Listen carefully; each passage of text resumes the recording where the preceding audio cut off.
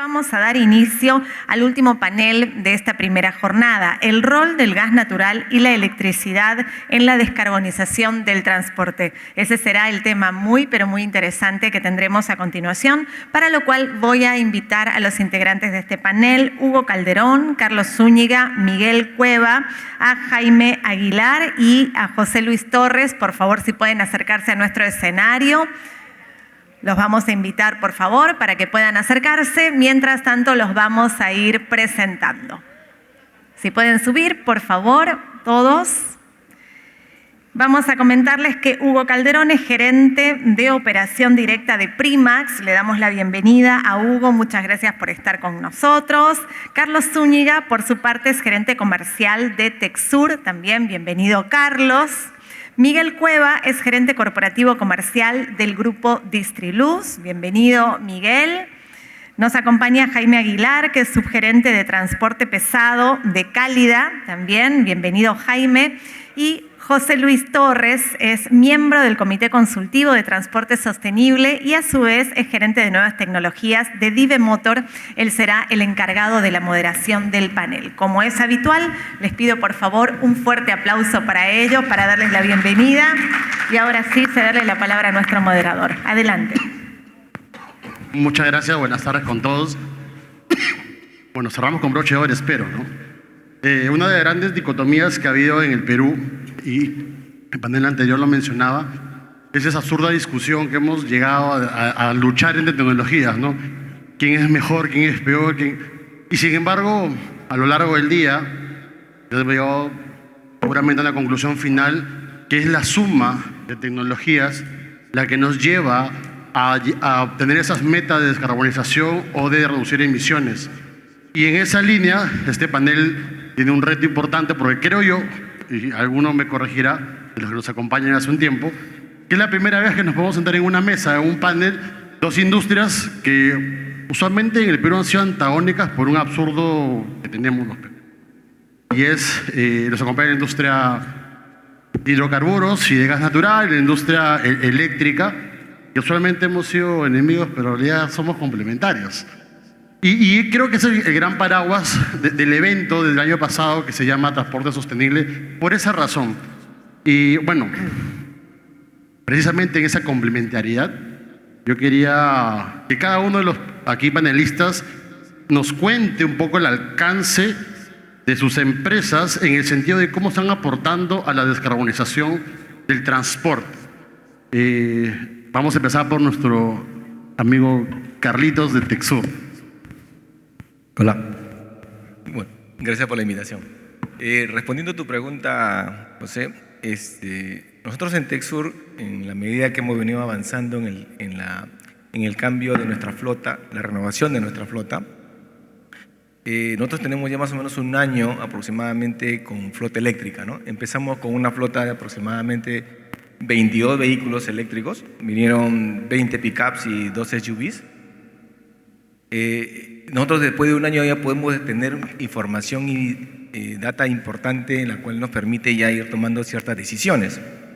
Inclusive podemos ya cuantificar cuánto de CO2 equivalente hemos dejado de emitir, ¿no? Nosotros, para que tengan una idea, un poco la concesión eléctrica de Luz del Sur, estamos hablando de 3.500 kilómetros cuadrados y que más o menos participan alrededor de 450 vehículos, ¿no? Directos, ¿no? A través de pools y otras unidades que pueden ser livianas y pesadas.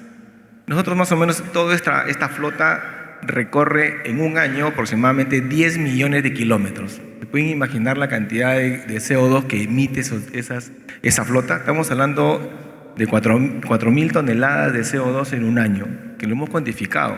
Y solo Texur con nuestra propia flota, estamos alrededor de 2.000 toneladas de CO2, ¿no? El migrar 10 vehículos básicamente ha contribuido en reducir el tema de las emisiones en un 7% de todo lo que vamos emitiendo. Entonces tiene un impacto importante. O sea, vamos en la medida que vamos a ir avanzando en la transición, hoy ya estamos teniendo 52 vehículos eléctricos, de los cuales 40 son vehículos livianos y 12 son camiones. pero están llegando 46 más. Entonces vamos a llegar a diciembre con una flota de casi 100 vehículos. Por eso que siempre los vehículos no vienen solos, vienen con su estructura de carga, la infraestructura de carga. Entonces, hablar de electromovilidad en realidad es hablar de un ecosistema, ¿verdad? Porque tienes los cargadores, tienes la infraestructura eléctrica, tienes la cometida, tienes las obras que involucran hacer la estación de carga, tienes los transformadores y la energía eléctrica que vas a consumir, la potencia que vas a contratar, la empresa concesionaria, el gobierno, las municipalidades para los permisos. Entonces, en realidad es todo un ecosistema que en realidad todavía no está muy claro dentro del sector. Entonces, hay mucha desinformación, falta el tema de comenzar a trabajar y la empresa privada en realidad está apostando fuertemente en este cambio. Entonces, nosotros hemos hecho una apuesta importante, estamos haciendo una apuesta importante, pero no todo es electrificable. Nosotros hemos empezado con el cambio de nuestra flota básicamente con 2 parámetros. Un parámetro es básicamente el año, la antigüedad, y el otro es los kilómetros que recorre, porque no todo es electrificable, a lo que quiero llegar, ¿no? Eso es un poco para aportar. No, perfecto. Es que, de verdad, no todo es electrificable, y eso es un buen mensaje de la industria, porque a veces pensamos, como decían durante el día, el objetivo final es electrificar todo. No sé si llegaremos, porque hay rutas o hay geografías que seguramente no lo van a permitir, pero el objetivo es reducir emisiones y eso que nos falta como país. Texur, del Grupo Luz del Sur, nos da el ejemplo. Él dice, bueno, ¿sabes qué? Yo voy a empezar con mi propia flota porque tengo la posibilidad de hacerlo. Distriluz es una concesionaria o una distribuidora de energía que tiene mucha gran parte del norte del país. Y ustedes como Distriluz, ¿cómo ven aportan o cómo creen que deberían aportar desde su espacio, que no es pequeño en el país, ¿no? Y creo que Miguel tiene por ahí algunas imágenes que mostrarnos. Sí, gracias. Gracias, José Luis. Gracias a la organización por esta oportunidad. Creo que es importante señalar que Distriluz en realidad no es una empresa distribuidora, sino es una alianza estratégica de 4 empresas distribuidoras que tienen prácticamente la influencia en 11 regiones del país. Para nosotros el tema de la dicotomía o este supuesto conflicto que podría haber entre las 2 tecnologías no es tal, ¿no? De hecho, hay una complementariedad inevitable. Tenemos un país con recursos que nos dan una matriz energética limpia y hay que aprovecharlas. De hecho, hoy día hemos resaltado algunas reuniones que hemos tenido con operadores de gas en el norte que están en la capacidad de suministrarnos energía para poder también garantizar el suministro eléctrico a nuestros usuarios. Entonces, sí, para nosotros es más bien un socio estratégico el operador de gas. En esa línea y en... Miguel, ahí tienes el pasador de diapositivas, por si acaso. Sí, nosotros como grupo hemos venido trabajando algunas iniciativas estatales. Somos un conglomerado, una alianza estratégica de empresas estatales, y como tal, un input muy importante para nosotros son las políticas públicas que nos permitan desarrollar iniciativas. Y como parte también de esta orientación, para nosotros es importante brindar información al Estado, al Ministerio de Energía y Minas en este caso, para poder promover políticas públicas. Es así que el año pasado, por una iniciativa de la Dirección General de Eficiencia Energética, hemos participado de un estudio que tiene que ver con la integración de la electromovilidad en el Perú. Una de nuestras empresas, Hidrandina, fue la que participó de ese estudio. Este estudio lo que hizo es evaluar casos reales que ocurren en la red de distribución que operan las empresas, para poder identificar oportunidades y desafíos para promover la electromovilidad en el Perú. En el caso de Hidrandina, el caso puntual se desarrolló en la red de baja tensión que opera esta empresa distribuidora, y se identificaron 2 estrategias. Una estrategia de largo plazo a través de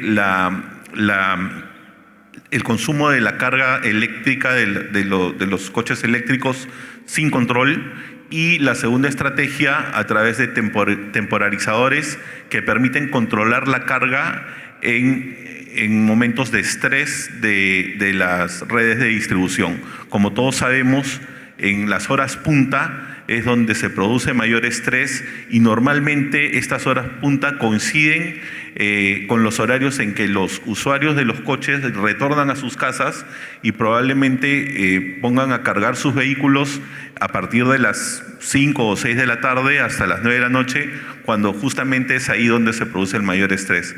En un contexto sin control de la carga, lo que se requiere es inversión, porque ya en la actualidad nuestras redes requieren de inversión. Entonces, esta es una estrategia de mediano y largo plazo que requiere reforzar la red y adaptarla para que esta carga, que no es poca, pueda ser utilizada por los usuarios de los coches eléctricos sin ningún problema. Esta es una preocupación muy importante de las empresas del grupo para poder adaptarnos a este recurso energético distribuido que nosotros hemos considerado en nuestra política de transición.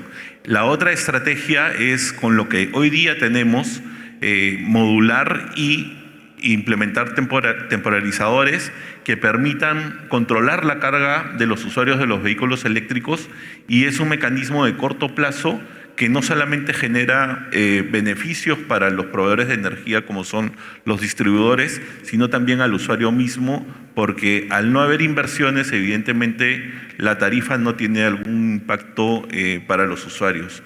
Entonces creemos que esta estrategia ha sido muy importante. También hemos desarrollado algunos proyectos que tienen que ver con la adquisición de vehículos eléctricos que requieren para el próximo año algunas expectativas de inversión que todavía no se han concretado, pero que confiamos que para el 2025 ya podríamos adquirir esos 10 vehículos eléctricos para nuestras flotas operativas y con las correspondientes estaciones de carga. Se está previendo 2 estaciones de carga por cada empresa, así que con ello, como ya lo mencionó también nuestro amigo de Texur, vamos a poder llevar a cabo esta actividad y evidentemente contribuir a la reducción de la huella de carbono, que también es una preocupación. Gracias. Gracias. Para poder comenzar el tiempo, hablabas de red de recarga, la parte eléctrica de por fortalecer, y se me viene a la cabeza lo siguiente, ¿no? Cuando ya pasamos a gas natural o a combustibles líquidos, la red de recarga es importante. Entonces, desde Primax, ¿cómo aportamos a esta transición? Hablamos de transición, y como transición, el gas natural es un combustible alternativo y ecológico que ayuda tremendamente a la disminución de CO2. De hecho, desde que partió el GNV en el 2006 hasta la medición que existe en el 2019, la reducción ha sido de 13.5 millones de toneladas métricas de CO2.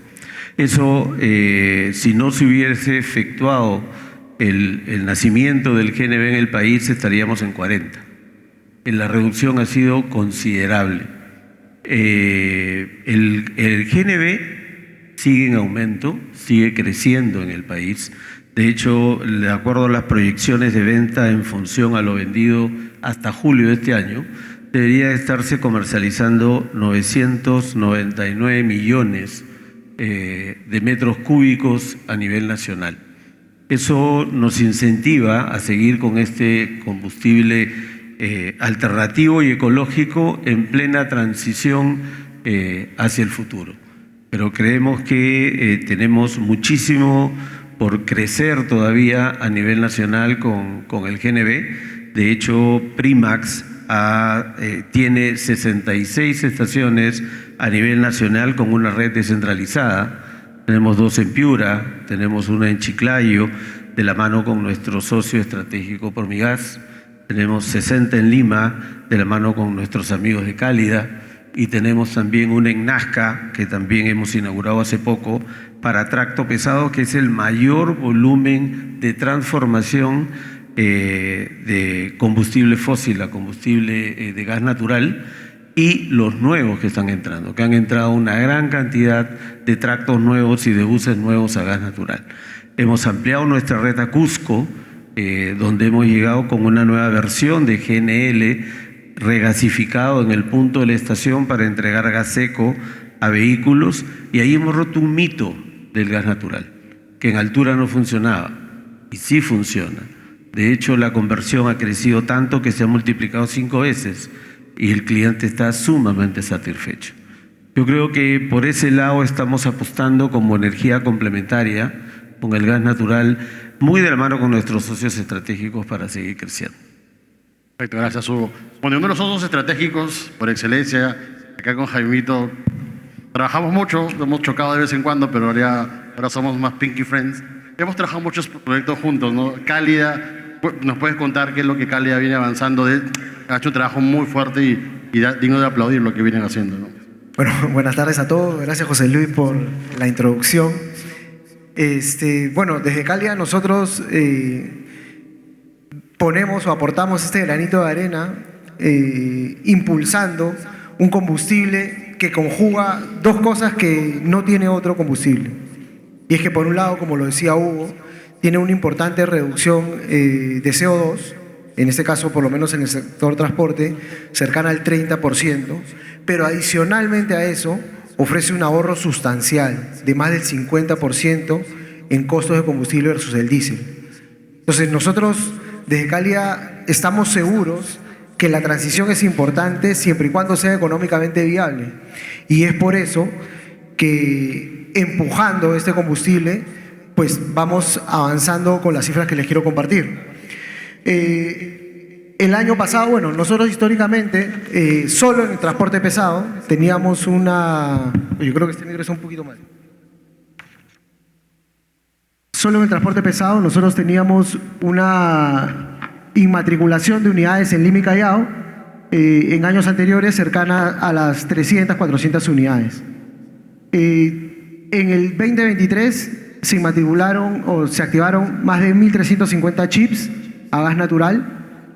Este año vamos a inmatricular más de 1.500 vehículos pesados a gas natural. Una buena parte, 650, en este caso camiones y tractos. Ya lo adelantaba Julio, hay una muy fuerte demanda de tractos a GNV y más de 850 unidades de transporte público en todas sus modalidades, buses, coasters, buses 9 metros de 12, incluso hasta combis, gasolineras convertidas, que totalizan una inmatriculación de 1.500 unidades y un parque superior ya a las 8.000 unidades. Esto, pues, en términos de volumen y en términos de reducción de CO2, son números bastante altos. Todavía hay mucha oportunidad, pero números bastante altos que nos están diciendo que vamos por un buen camino hacia la sostenibilidad conjugada con pues, una racionalidad económica. Highlights importantes, pues en tractocamiones, solo en ese nicho, tenemos ya una penetración del 13%. De cada 100 camiones tractos que se inmatriculan en Lima y Callao, 3 en este momento son a gas natural. En el caso de buses, el crecimiento ha sido importante este año, con operaciones sumamente grandes, importantes, como nuestros amigos de Limabús, 60 unidades. Eso es una apuesta y una decisión muy importante para mejorar el transporte público, hacerlo más sostenible y a la vez generar negocio pues, para la empresa privada. Y bueno, en el segmento de última milla de camiones de reparto venimos avanzando. Es un mercado donde no hay tanto portafolio o no ha habido históricamente tanto portafolio. Estamos sumando cada vez más unidades y bueno, empresas importantes como AGE, por ejemplo, acaba de concretar una compra de más de 56 unidades para transporte de bebidas. Estos son algunos hitos que les podemos comentar en segmentos específicos donde ya el gas natural está cobrando una relevancia importante. Nosotros apoyamos digamos, avance, trabajando de la mano con marcas, trabajando de la mano con nuestros clientes que ya experimentan... No te adelantes a la segunda pregunta, Javier, todavía, por favor. Guarda un poquito. Bueno, lo sé, pero en todo caso, y también con incentivos, que seguramente les vamos a comentar más adelante. No, y precisamente... adelantaste un poquito la respuesta, pero desde tu espacio y todo, vemos aquí lo que vemos acá es iniciativa privada. ganas de hacerlo, inversión. Esto no es gratis. Acá hay estrategias y seguramente nos hemos encontrado con dificultades, con retos, con barreras burocráticas, pero también vemos avances. Por lo tanto, algún secreto hay. Bueno, desde Cálida, ¿cuál ha sido ese secreto que tú crees que ha sido clave para mejorar la demanda? Yo creo que ha sido clave esta apuesta privada, como tú lo comentabas, de facilitar, habilitar programas para que se dinamice mucho más la activación en el transporte pesado. Nosotros, en conjunto con el consorcio Camisea, constituimos un fondo de 30 millones de dólares, dinero netamente privado para incentivos. Empezamos con el bono que regalaba entre 10.000 y 15.000 dólares por la adquisición de cada unidad a gas natural de transporte pesado. Ahí hemos invertido más de 8 millones de dólares y en ese momento estamos con un segundo programa más enfocado en transporte público sobre todo, que es un segmento que no tiene fácil acceso a crédito, en el cual otorgamos un fraccionamiento de 45.000 dólares, cero interés, para pagar en 4 años para las empresas que quieran adquirir nuevos buses. Adicionalmente, el FICE tiene un programa muy parecido para el cambio de motor y se complementan muy bien para poder avanzar con esta masificación del gas natural. No solo los programas son importantes, el tema de información es vital y espacios como este nos ayuda a poder llegar a los tenedores de flota, a los interesados en nuevas tecnologías, y también nosotros invertimos fuertemente en comunicar y en dar ese mensaje. Y creo que también un trabajo clave ha sido el trabajo con las marcas para traer el portafolio a gas natural al Perú. En este momento tenemos diversidad de marcas asiáticas con unidades de diferente tipo a gas natural. Tenemos empresas con mucho coraje, peruanas de siempre, que también apuestan por ello, como Modasa, por ejemplo, con una colocación impresionante de buses a gas natural. También tenemos algunas marcas europeas, Scania, Iveco, muy conocidas, y estamos cada vez tratando de alentar que se sumen otras marcas, marcas americanas, marcas japonesas, que pronto puedan acompañarnos, y ese trabajo lo hacemos aquí, incluso buscándolas y persiguiéndolas por todo el mundo para que inviertan aquí en Perú. Literalmente las persiguen. Ahí les contaré una anécdota. Pero no todos tenemos las billeteras Plus Petrol. Así que ojalá todos tengan esa billetera Plus Petrol para esos incentivos, pero seguramente Primax también, desde su fondo personal, de empresa, privado, invierte y se encontraba con esas dificultades. ¿Qué nos puedes contar, Hugo? Sí, de hecho las principales dificultades que encontramos como obstáculos burocráticos para el crecimiento de estaciones son la tramitología. La tramitología para montar una estación de GNB es muy larga y muy costosa. Saltando esos obstáculos, nosotros hemos seguido apostando y aquí resulta importante el rol del Estado para que sea mucho más ágil y tome un rol protagónico en la masificación del gas natural. Y no se trata de un secreto tampoco en Primax. Primax, de hecho, para seguir creciendo y fortaleciéndose en el gas natural, hemos operado de una manera bien eficiente. Y no solamente la operación eficiente, sino nos hemos preocupado del mantenimiento de los equipos de gas natural, principalmente de los compresores. Hemos especializado a nuestros equipos técnicos con las marcas de los compresores con las cuales hemos contado y hemos ido adquiriendo en el tiempo. Y creo que este equipo altamente especializado se preocupa de poder tener los mejores estándares y cumplimos al 100%, y yo diría que hasta el 120% en los estándares de seguridad de SSMA y de mantenimiento. Esto nos ha permitido que nuestros equipos anden regularmente operando sin ningún inconveniente y tenemos un mantenimiento predictivo, preventivo y correctivo.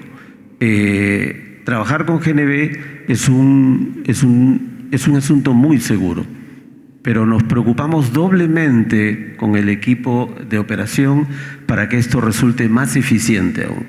El cliente confía mucho en la carga cuando la realiza en Primax. No tenemos, creo yo que acá no podemos hablar de precio porque es un precio económico para todos, pero sí creemos que la confianza que el cliente deposita en la carga de Primax nos ha llevado a mantener ese liderazgo tanto en crecimiento de ventas como estaciones. Tenemos el 18% de estaciones en la red a nivel nacional.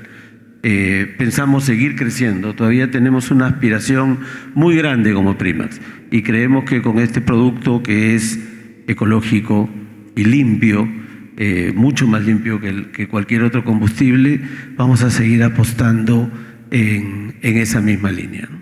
Muchas gracias, Hugo. Del sector privado, regresamos un poco al sector público. Y Juan nos contaba en una coordinación previa pues que ustedes como empresa del Estado tienen limitaciones. Y nos contabas cuáles eran y cómo estaban viendo de poder saltarlas, ¿no? Sí, bueno, los desafíos son grandes para las empresas del Estado. Recordemos que existe una gestión privada reconocida constitucionalmente.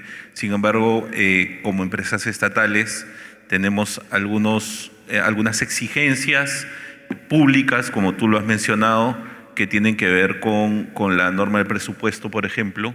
Y estos desafíos como grupo han servido para asumir retos que ya hemos superado, ¿no?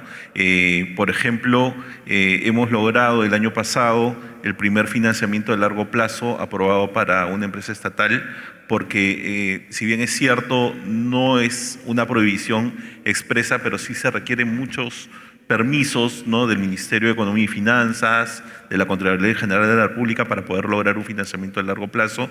Hydrandina ha sido la primera empresa del Estado que ha logrado este financiamiento, y en una industria como la distribución de largo plazo, evidentemente hablar de financiamientos de corto plazo es incoherente. Entonces estamos preparados y vemos con optimismo de que los proyectos de inversión que se han previsto para el próximo año en más o menos 120 millones en solamente remodelación y reforzamiento de redes, justamente para estar preparados a estas cargas importantes como la movilidad eléctrica, se van a poder ejecutar y cumplir en el mediano plazo.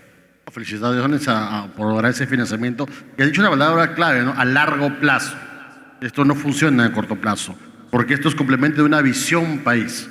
Entonces, de la billetera Plus Petrol pasamos a la billetera Texur Luz del Sur, que, bueno, tiene visión a largo plazo y ya va a tener 100 vehículos eléctricos. Pero, sin embargo, falta. ¿Qué crees que falta, Carlos, en esto? ¿Te has encontrado con esos problemas en tu operación? Primero, cuando arrancamos en este desafío de comenzar a cambiar nuestra flota, cuando empezamos no habían dealers que vendan vehículos eléctricos. Estamos hablando del año 22, porque nosotros empezamos ya con la flota el año 23. ¿No? Hoy ya hay dealers que están vendiendo. Hoy podemos ver acá afuera muchas marcas que ya están prácticamente con vehículos híbridos enchufables o híbridos no enchufables o 100% eléctricos, ¿no? Te encuentras, en la medida que vamos a ir avanzando en el tiempo, las cosas se van a ir arreglando, se van a ir acondicionando, ¿no? Pero el inicio hoy, cuando en el presente sí te encuentras con muchos temas por resolver, ¿no? Por eso en nuestra operación, en la medida que vamos creciendo en la flota, también necesitas estructura de carga. Necesitas ahora una plataforma de software que comencemos a controlar la flota, tener almacenamiento de data y que nos permita tomar decisiones, controlar básicamente los rendimientos, porque no solamente es cambiar un carro por otro, ¿no? Hay que evaluar básicamente el tipo de vehículo, ¿no? Hoy estamos evaluando, por decirte, comprar 15 vehículos a 4x4, ¿no? Entonces estamos evaluando qué marcas hay en el mercado, cuáles son las condiciones que te da o las características de cada vehículo, si se adapta bien a nuestra operación o no. Inclusive nosotros cuando empezamos con el cambio y la transición de la flota, nuestra infraestructura de carga, por decirte, nosotros tenemos más infraestructura de carga lenta que rápida, porque básicamente nuestra operación es así, salen todos los vehículos a trabajar en el día, en la tarde están regresando a dormir y aprovechamos para que carguen. Y hay un tema ahí, ¿no? Entonces tenemos una tarifa por este tipo MT2 que me permite tener una tarifa mucho más barata en el día que en hora punta o fuera de punta, ¿cierto? Entonces hay muchas variables que tenemos que analizar y eso en la medida del tiempo nosotros hemos aprendido muchísimo, que ya nos estamos encontrando, ya en la medida que vamos avanzando nos encontramos con nuevos problemas, ¿no? Con nuevos desafíos. Hoy tenemos que evaluar por la flota que ya viene, en su recambio, cuál de esa flota tenemos que ir cambiando. Tenemos que analizar el kilometraje, condiciones del terreno, dónde se van a encontrar, dónde van a cargar esta nueva flota. Hoy estamos construyendo estaciones de carga en Chosica, estaciones de carga en Cañete, estamos haciendo estaciones en San Isidro, muy aparte de la flota, la estación de carga de San Juan de Miraflores, que es nuestra base, que ahí duermen alrededor de 250 vehículos, ¿no? Entonces, en este año van a estar durmiendo ya alrededor de 70, 75 vehículos en San Juan de Miraflores y están saliendo al área de concesión, pero regresan a dormir en algún momento. Entonces, en este momento necesitamos carga rápida en Cañete, en Chosica o en otros puntos de la ciudad o del área de concesión. Pero cuando estos puntos de carga se conviertan en base, ya no va a ser necesaria una estación de carga rápida. Vamos a migrar a una lenta, menos potencia. Entonces, hay varias condiciones. Entonces, cada caso o cada cliente es distinto. Hay que evaluarlo, hay que ver su modelo financiero, hay que ver cómo va a funcionar. Ese aprendizaje en el tiempo que tenemos ahora, un año, personalmente tengo un año en electromovilidad, se ha aprendido mucho. Y eso es un poco lo que ponemos acá en cartera, ¿no? O sea, es que muchas de las empresas que tengan flota y que quieran migrar, puedan tocando la puerta y decirle, hey, ¿cómo hago esto? ¿No? Y podemos ayudarlos, o sea, porque la intención es que nosotros tengamos un país o una ciudad con el ambiente, con la contaminación reducida, ¿no? O sea, que imitamos menos CO2. Entonces, ese es un poco, creo que los desafíos que vamos avanzando y vamos encontrando, pero estamos avanzando muy rápido, ¿no? Si bien es cierto, no estamos viendo tanta publicidad, ¿no? Pero ya estamos ahora. Y nuestra intención es que en el corto plazo esas estaciones de carga podamos abrir a terceros, que terceros puedan llegar a cargar. Queremos generar acuerdos comerciales. ¿Por qué? Porque como nuestra operación básicamente es en la noche, tenemos básicamente infraestructura, estaciones de carga o puntos de carga subutilizados durante el día. Entonces podemos hacer esos acuerdos y podemos ponerlo básicamente a disponibilidad de terceros, de las personas o empresas que quieran cargar. Porque hacer una inversión de una infraestructura de carga es bastante dinero. No, sin duda. Y Carlos ha puesto en la mesa varios temas sin darse cuenta de a veces carga rápida, a veces carga lenta, subutilización, cuando utilizas la infraestructura. Bueno, y Dina en el panel anterior mencionaba, pues te pongamos cargadores rápidos en la Panamericana Sur. Entonces aquí Carlos, Juan, aprovechen que está Primax para hacer acuerdos y de pronto poner también en la Panamericana. Ahí se ríe porque en algún momento hay que hacerlo. Y yo quería cerrar este panel con las reflexiones que cada uno nos pueda compartir muy rápido, si podemos estar con Hugo y luego con Jaime. Todos estamos convencidos aquí de que la reducción de CO2 es el principal foco. Creo que nosotros como Primax vamos a seguir motivando el GNV, vamos a seguir ampliando nuestra red con estaciones eficientes y todo ello mientras como estrategia de transición, mientras van llegando energías renovables a futuro, ¿no? Llámese hidrógeno, llámese electrificación, pero hoy por hoy creo en el mediano y hasta diría un poco largo plazo tenemos un futuro muy grande con el gas natural, ¿no? Creo que opera eficientemente, reduce las mitigaciones de CO2 y como bien se dijo, también es un combustible económico. Bueno, coincido con Hugo. Creo que al final cada cliente o cada, digamos, segmento de mercado va a inclinarse por la tecnología que más se ajuste a su operación. Pero nosotros también desde Calia vemos que el GNV es un combustible que se va a masificar y nosotros venimos apoyando eso.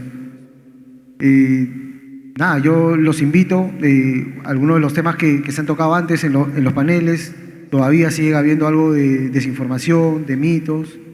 Los invito a que prueben una unidad de gas natural. Hay disponibilidad de camiones, tractos, buses, que la prueben ustedes en su propia operación y van a ver que definitivamente va, digamos, a superar las expectativas que tienen. Bueno, en mi caso creo que las tecnologías que existen en el mercado hoy, el gas natural, el tema de electrificación, pueden convivir. Y en realidad cuando empecemos las flotas, ya sea pesada o liviana, en realidad hay que evaluar básicamente el tema y qué realmente es electrificable y qué no es electrificable, y en algún momento de repente el GNV es muchísimo mejor. Entonces no podemos estar, creo yo, separados, ¿no? Y esto es un punto, ¿no? O sea, el tema de que puedan convivir ambas tecnologías, y el otro es tener claro que la electromovilidad maneja todo un ecosistema, ¿no? Que lo venía hablando, ¿no? Entonces creo que el objetivo al final es tratar de reducir el tema del CO2 y tener una ciudad mucho más limpia, ¿no? Perfecto. Juan. Miguel, bueno, en el tema de la descarbonización, el grupo y las 4 empresas que lo integran tienen pues la meta bien clara, ¿no? Entonces, la meta del 5% de la reducción de emisiones al 2024 es un hito que tenemos que cumplir. Electrocentro, que es una de las empresas que no está en el norte, está en el centro y que opera básicamente en la ciudad de Huancayo, ya ha tenido algunos reconocimientos. No solamente estamos preocupados en el recurso energético distribuido de la electromovilidad, sino también en la electrificación de las cocinas. Hay un proyecto en el que está participando 3 de las 4 empresas del grupo, en el que pensamos otorgarle al Estado la información necesaria a partir de estos proyectos piloto para que pueda crear políticas públicas que promuevan no solamente la inversión de las empresas del Estado, sino también la inversión de los privados en este tema. Como ya se ha mencionado, incluso estamos promoviendo la generación local a través de redes, de sistemas fotovoltaicos, y también la autoproducción en nuestras sedes de las 4 empresas con generación fotovoltaica. Así que el norte de la descarbonización es una D mayúscula de las 3D de la transición, ¿no? No, gracias, pero y voy a hacer una trampita. Por favor, no se muevan, porque para evitar que todos se corran, vamos a aprovechar que cierro soy el último panel para también hacer las reflexiones del día. Les prometo que no va a demorar. Solo un ratito porque si no se me corren. Y se van al cafecito y por ahí uno que está escapando. Pero es cierto que necesitamos convivir con las tecnologías, que me siento honrado de estar acá en medio, de poder ser parte de esta conversación de eléctricos y gas, porque si nos damos cuenta nos enfrentamos casi a los mismos problemas. Hemos hablado de infraestructura de recarga, hemos hablado de políticas públicas, hemos hablado de incentivos, y en el panel anterior hablaban de cambios de hábito. Hablaban del huevo o la gallina, ¿no? ¿Qué es primero, el huevo o la gallina? ¿Son primero los vehículos y luego la infraestructura de recarga? Dígase eléctrico, ¿vas? O primero pongo infraestructura para que haya vehículos. Yo creo que Cálida nos ha dado un ejemplo importante que aposta por la gallina, que son con los vehículos. Los vehículos arrastran la infraestructura, entonces ya está la receta. Creo que no hay que seguir preguntándonos qué es primero el huevo o la gallina. Necesitamos promover los vehículos y por necesidad el mercado va a reaccionar. Noruega fue así y los otros estos países igual. Me quedo con esa reflexión que hacían en el panel anterior David de Toyota y decía, bueno, hay esto, ¿cómo reciclo las baterías? ¿No? La batería es más trauma y sesgo que en realidad. Las baterías no suelen fallar, pero sí es cierto que necesitamos ver su segunda, tercera vía y su reciclaje. Entonces un llamado a produce, porque claro, si uno ve el parque eléctrico peruano, pues es muy poquito, casi insignificante, pero si vemos la región y hacemos una planta, imagínense, Toyota tiene que sacar las baterías a Japón. ¿Por qué no poner una planta de reciclaje en Perú para la región? Entonces, ¿por qué no esos mensajes que son importantes llegar? Sí creo que las aseguradoras se están equivocando, es más miedo y un poco de desconocimiento que en realidad peligro, y es algo que nos toca evangelizar. Gracias a lo que nos comentaba Alessandra y David también con el ciclo de vida del vehículo. Y si se dan cuenta, hoy cuando hablamos de descarbonización ya no hablamos solamente de la tecnología, sino del ciclo de vida, de la vida útil, de las emisiones, del cliente final. Y esa es la conversación que estaba faltando y que creo que era necesaria y tenerla. No podemos pasar de largo sin esa llamada que nos hace Helio y nos dice, oiga, somos la ciudad más contaminada, la capital más contaminada de América Latina. Son los países con peor calidad de aire. Y hay algo que no podemos evitar de hacer que se llama respirar. Y solo por respirar podemos perder hasta 2.5 años de nuestra vida. Si alguien puede dejar de respirar para no perder esa vida, nos pasa el secreto, pero creo que nadie puede hacerlo. No es posible y es una tristeza que hay estudios que dicen que perdemos 10.000 personas mueren al año por contaminación. Y no sean 10.000, que sean 5, que sean 3.000, que sea 1. Nadie tiene derecho a morir porque hay una mala calidad de aire. La semana pasada participé de un evento de Swiss Contact y una doctora mexicana nos contaba que esto es mucho más grave de lo que uno parece. Las partículas PM2.5 y hoy incluso menores, o sea, se ha comprobado, o ellos tienen estudios que son hasta cancerígenas y que además en una madre gestante pueden influenciar en la vida del feto. Entonces, la contaminación y la calidad de aire no es algo que nos podemos tomar a la ligera y que más allá de esa externalidad o esa visión tan cortoplacista que a veces tenemos pero cuesta, pues es caro, necesitamos invertir. ¿Y cómo le damos como sociedad? Nos aseguramos que todos tengamos una mejor calidad de vida, una mejor calidad de aire y pues no pasar 3 o 4 horas en el tráfico. Me permito discrepar cuando en una exposición decían que el costo de un vehículo eléctrico es 70% de la batería. Eso no es así. El dato hoy es de un 30-40%. Es cierto que, otra vez, me encantó el concepto de eficiencia que buscó Ruggiero, que es no solamente la eficiencia entre cuántos kilómetros hace, pues también es una visión bien cortoplacista, ¿no? Hay que sumar ese concepto de eficiencia a cuánto trabajo realiza, cuánta carga lleva. Entonces, yo creo que para nadie es un secreto, lo venimos hablando hace años, pues necesitamos buses más grandes que muevan más personas en menos metros cuadrados. Y hoy día, pues lamentablemente en nuestra ciudad tenemos mucho vehículo pequeño, que eso hace que la velocidad promedio sea muchísimo menor ahora.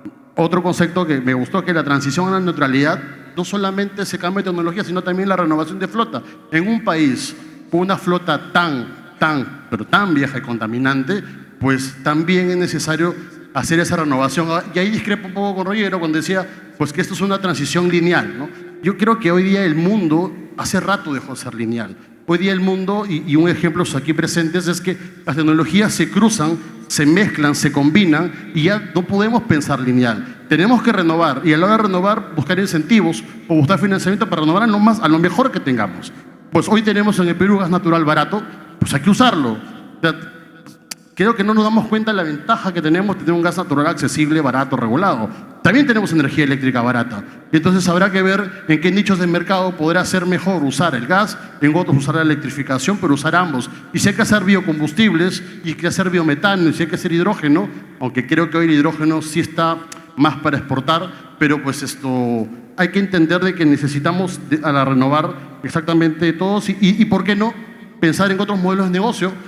Particularmente creo que hay que ver la forma de desligar el vehículo de la batería de una manera financiera. Eso ayudaría mucho. Y conversamos con Daniel, incluso hacer un intercambio de baterías. O sea, imagínense tener una posibilidad de hacer un swap battery en mototaxis, autobuses, camiones. Entonces le quitamos esa carga de la batería que tanto a veces más sesgo ocasiona que otra cosa.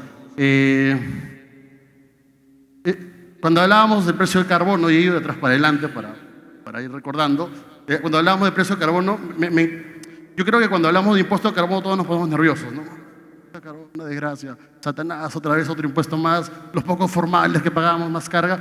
Y de verdad que hay que tener una mirada más amplia, porque creo que nos dio un ejemplo clarísimo de la ventaja que podría ser de que empresas europeas, por pagar menos impuestos, puedan venir y traer la producción a América Latina, como pasando en México, pagar el impuesto de carbono en México y luego regresar el producto pagando la diferencia, pero su costo, su supply chain es mucho más barato. Entonces, si vemos oportunidades, yo creo que también las hay y que es la única forma de entender de que, bueno, vamos a llegar a un precio, a un mercado de carbono, voluntario, obligatorio, no nos vamos a liberar y tenemos que ver cómo sacamos beneficios. Entonces, interesantísima la conferencia del KPMG.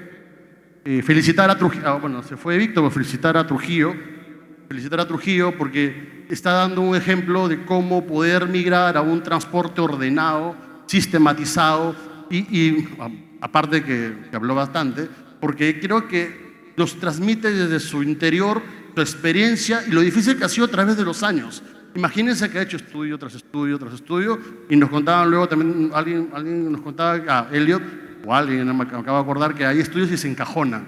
Entonces no es justo y no está bien que nosotros como país tengamos tantos estudios porque la cooperación internacional ha pagado muchos y finalmente no se llegan a ejecutar porque se encajonan. Entonces Trujillo es un ejemplo importante, este corredor norte a sur, y luego finalmente va a ser su corredor este a oeste, pero qué importante ha sido la colaboración internacional. Y además aplaudía la creación de Promovilidad, y ahí regreso a lo que más o menos quería cerrar mi reflexión es, cuando se crea una política pública de promovilidad en el 2019, por lo menos a las municipalidades les da un norte, ahora hay un paraguas por el cual todos vamos a tener que trabajar. Y qué importante es la política pública, y por eso en esta agenda país que se conversó entre funcionarios, pues me quedo con algo que mencionaba Ofelia, y decía pues que COFIDE ya se quiere comprar el pleito de ser la fiduciaria y que están viendo cómo hacer estos financiamientos para Lima y Callao. Pero me dijo algo, no sé si se le escapó o no se dio cuenta de lo que comentó. Dijo, hoy día, justo hoy, hay funcionarios por la APEC, que están ahorita en nuestro país, conversando con el Ministerio de Transportes y Comunicaciones para precisamente hacer una hoja de ruta y planes para ver cómo migramos alguna flota a buses eléctricos y a ver si se hace una planta de ensamblaje en Chancay. O sea, eso estaba pasando hoy en la mañana, mientras Ofelia estaba acá y nos estaba contando. Pero, por ejemplo, en Minam y en Lidia, con lo que nos contaba él, nos decía, pues no solamente necesitamos las emisiones, sino hacer estudios epidemiológicos. Qué importante, y no voy a cansar de repetirlo, es poner la salud como valor fundamental en nuestra sociedad. No es justo que peruanos muramos por aire contaminado. Entonces, aplaudemos y empujemos que esto sea realidad.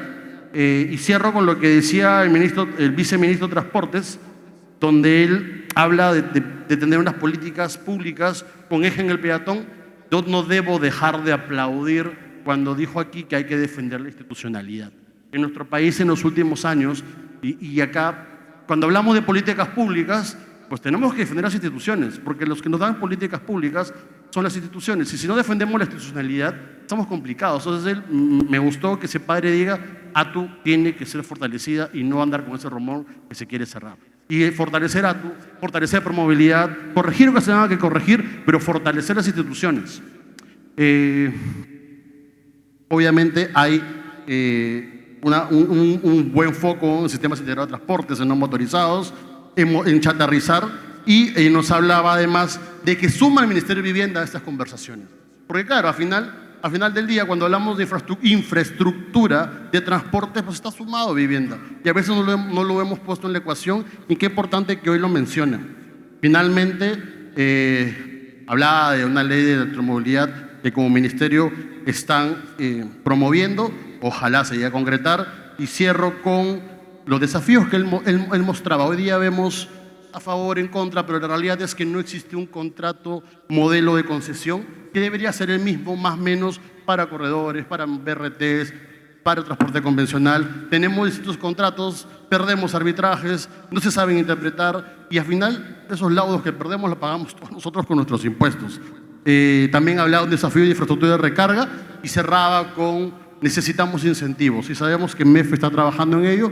Entonces quería compartir estas reflexiones cerrando el panel, abusando de su confianza y su amistad, pero muchas gracias por escucharnos.